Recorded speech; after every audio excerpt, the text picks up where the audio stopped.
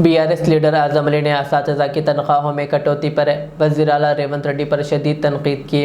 आजम अली ने एक press conference से खिताब करते हुए कहा कि साबिक़ वज़ीर आला के चंद्रशेखर राव ने अपने दौरे हुकूमत में 204 अक़लियती रिहायशी स्कूल्स कायम किए थे, जहाँ आज भी 1,30,000 से ज़ायद अक़लियती तलबा मियारी तालीम हासिल कर रहे हैं। फ़िलहाल टेमरीज़ में 3,488 असातिज़ा खिदमात अंजाम दे रहे हैं, जिनमें से 31 कॉन्ट्रैक्ट मुलाजिमिन शामिल हैं।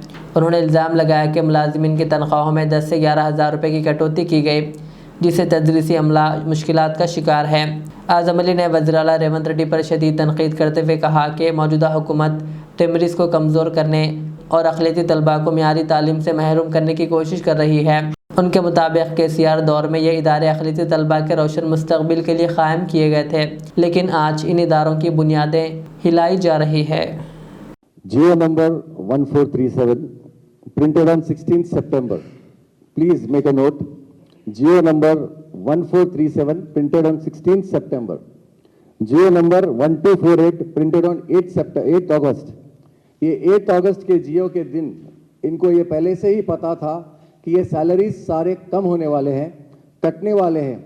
आज अफसोस इस बात का है, हमारे के चंद्रशेखर राव साहब जो चीफ मिनिस्टर तेलंगाना थे, उनका बोलना यही था, उन्होंने यही चाहते थे कि अगर कोई कौम को तरक्की देना है तो उसके हाथ में कलम दिया जाए, और उसको मद्देनजर रखते हुए हमारे KCR साहब ने 204 रेसिडेंशियल स्कूल कायम किए। ये कोई छोटा मोटा कारनामा नहीं है। 204 रेसिडेंशियल स्कूल में 1,30,000 से 40,000 बच्चे वहाँ पे लड़के और लड़कियाँ तालीम हासिल करते थे। आप बताइए, 1,30,000 बच्चों को तालीम देना क्या मामूली बात है? तेलंगाना के आवाम से एक सवाल करना चाहता हूँ, जिस भरोसे पे आपने कांग्रेस को वोट दिया, आज उसी कांग्रेस ने आपको हाथ दिया। आज एम्प्लॉयज़ की जब बारी आई, ये जो एम्प्लॉयज़ है यहाँ पे 3,488 एम्प्लॉयज़ है, जिसमें 31 कॉन्ट्रैक्ट एम्प्लॉयज़ है, बाकी के 3,477 आउटसोर्सिंग एम्प्लॉयज़ है। ये एम्प्लॉयज़ की सैलरी बढ़ने के बजाय इनके सैलरीज में 10 से 11,000 रुपए की कटौती करना, यानी इसके कम कर देने का मकसद क्या है? रेवंत रेड्डी सरकार ये नहीं चाहती कि तेलंगाना में टेमरीज चले, मुस्लिम बच्चे, माइनॉरिटी बच्चे आगे बढ़े। माइनॉरिटी बच्चों का मतलब सिर्फ और सिर्फ मुस्लिम बच्चे नहीं है। इस टेमरिस में तालीम हासिल करने वाले 1,30,000 बच्चों में से कम 30% ऐसे माइनॉरिटी बच्चे हैं जो दूसरे कास्ट से बिलोंग करते हैं, जो हमारे तेलुगु भाइयों के पास से बिलोंग करते हैं। और ये स्टाफ भी वैसे ही है, इसमें almost 60% staff non minority staff है। तो आप बताइए, ये कैसा इंसाफ है?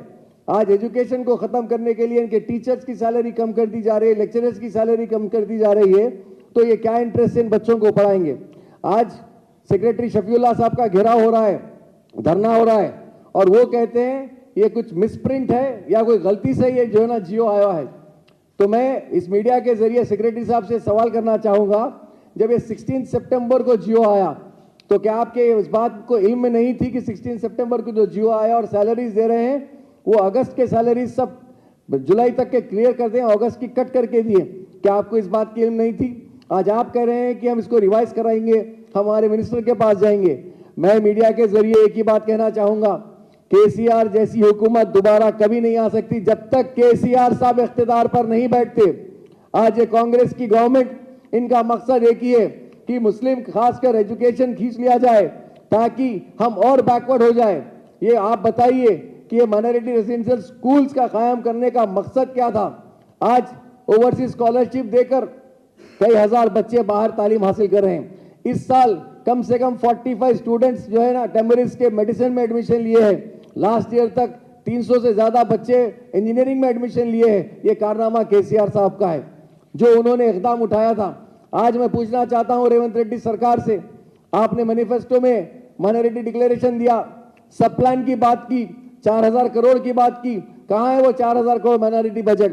कहाँ है वो सब प्लान की बात जो आपने की? कहाँ पे सब प्लान हमारा? आप बताइए। यही नहीं, आपने कहा था कि हम मुसलमानों के साथ बराबर इंसाफ करेंगे, लेकिन आपके कैबिनेट में ना कोई मुसलमान MLA है, और आपने मजाक भी किया एक MLC देकर, तो इस तरीके का कि उसका जिंदगी भर एक अफसोस उस आदमी को दे दिया जो कभी MLC बनकर आज हट चुका है। और आज ये जुबलीज के इलेक्शन की वजह से आप अजहरुद्दीन को नॉमिनेट कर रहे हैं, जबकि आपको पता है कि ये अजहरुद्दीन का नॉमिनेशन भी कल कैंसिल होने वाला है। ये कोर्ट में अभी तक फैसला हुआ नहीं, खाली कोर्ट में ये बताया गया कि जो है ना आमिर अली खान को और कोदंडराम को जिस तरीके से एमएलसी दी गई है उनको रिवाइज करके नाम डाला जाए, एमएलसी डिक्लेयर ना की जाए। लेकिन आज फिर यही दोहराना सुलूक मुसलमानों के साथ, अक़लियतों के साथ, माइनॉरिटीज के साथ कांग्रेस का चल रहा है। मैं इस मीडिया के जरिए अवाम को अपील करना चाहता हूं, होशियार करना चाहता हूं और खासकर ये लेक्चरर्स को, टीचर से अपील करना चाहता हूं, आप फौरी पेन डाउन कीजिए, मजबूर कीजिए ताकि ये गवर्नमेंट आपकी बातों को दोबारा जो है ना आपके सैलरीज को इंप्लीमेंट करे। और आज जो सेक्रेटरी साहब कह रहे हैं मैं 2-4 दिन में बात करके आपके अकाउंट में फिर से सैलरी वापस दिलाऊंगा, एक बात याद रखिए, ये कांग्रेस की हुकूमत सिर्फ बातों की है, वादों की है और हाथ देने वाली हुकूमत है, काम करने वाली हुकूमत नहीं है। मैं इस मीडिया के जरिए तमाम लोगों को होशियार करना चाहता हूं, ये आज का जो माहौल है ये कल बीजेपी को मजबूत करने का माहौल है। ये कांग्रेस पार्टी बीजेपी की बी टीम बनके काम कर रही है।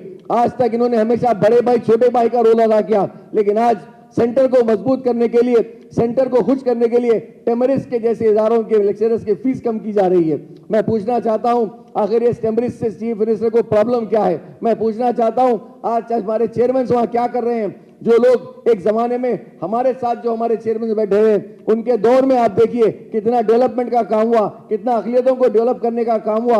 हर शोबे हयात में केसीआर साहब की हिदायत पर, केटीआर साहब के नजर में हर काम को अंजाम दिया गया। लेकिन आज कांग्रेस गवर्नमेंट का एक ही मकसद है, माइनॉरिटीज को खाली नाम के वास्ते इस्तेमाल किया जाए, वोट बैंक की तरह इस्तेमाल किया जाए और उसके बाद उनको छोड़ दिया जाए। मैं आप सब मीडिया का शुक्रिया अदा करते हुए एक ही बात कहूंगा कि बस आइंदा केसीआर साहब को हम हमारे सीएम देखना चाहेंगे और इस मीडिया के जरिए बार बार तेलंगाना के अवाम को यही बोलूंगा, आज के बाद कभी भी इस कांग्रेस के ऊपर भरोसा मत कीजिए, बीआरएस को मजबूत कीजिए। शुक्रिया, जय तेलंगाना।